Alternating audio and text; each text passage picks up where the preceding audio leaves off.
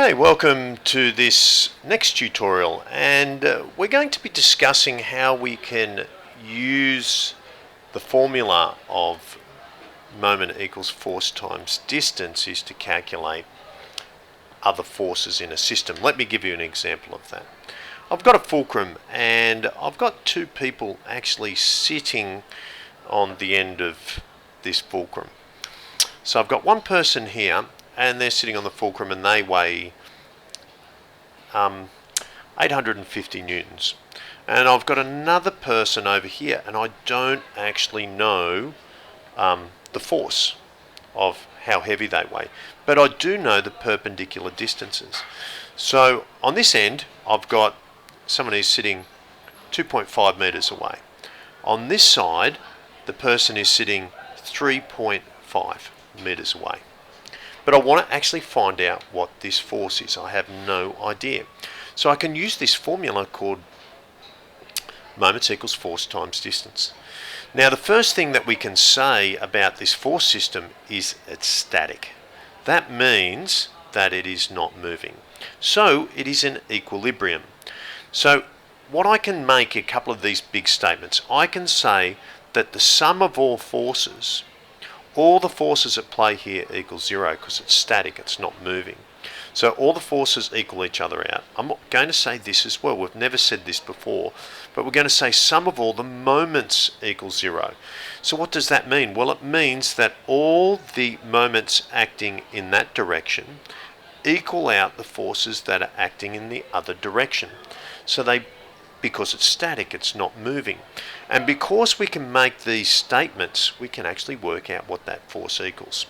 And that's the first thing that we're going to say. We're going to go sum of all the moments equal zero. That's the first thing that we write. And I like to write this little circle with a plus on it. So what we're going to say is all moments acting in this direction are positive. All moments acting in the opposite direction are going to be negative. So what's a force equal? A moment equals a force times a distance.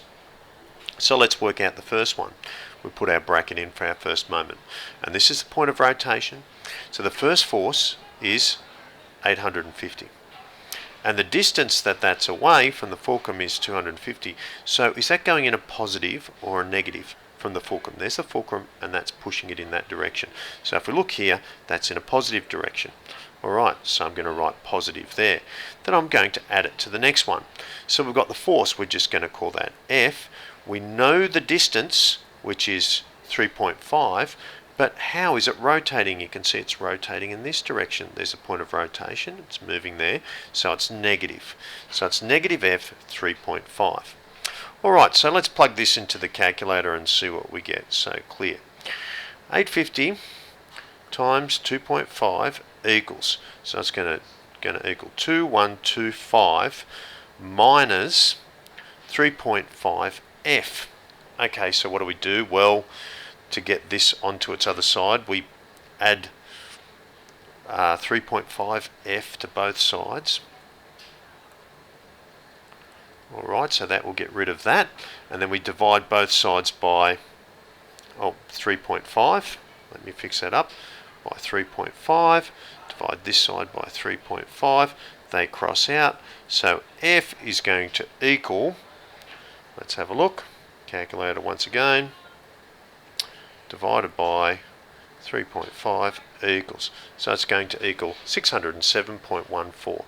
So it's going to equal 600, what was it? 607. Yep, 607.14 newtons. Alright, so that's the way that we can actually use the moments equals force times distance formula to determine some of these simple static questions. That's the end of this tutorial. Move on to the next.